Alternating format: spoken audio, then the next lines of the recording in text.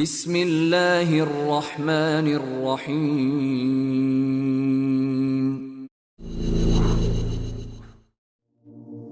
Allah doesn't get tired. Allah doesn't get fatigued. Allah doesn't sleep.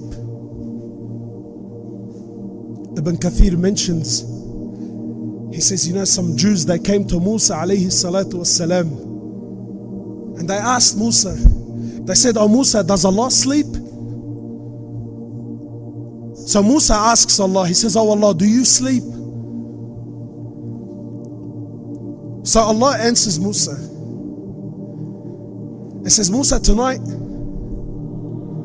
you have to stand the whole night, and you have to hold 2 glass bottles, and you can't sleep."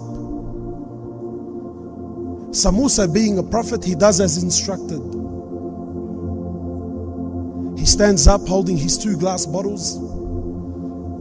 The first part of the night passes by, his eyelids are getting heavy, and before the night could finish, he fell asleep. He falls to the floor and the glass bottles come crushing down. So the angels, they returned to Musa and they said,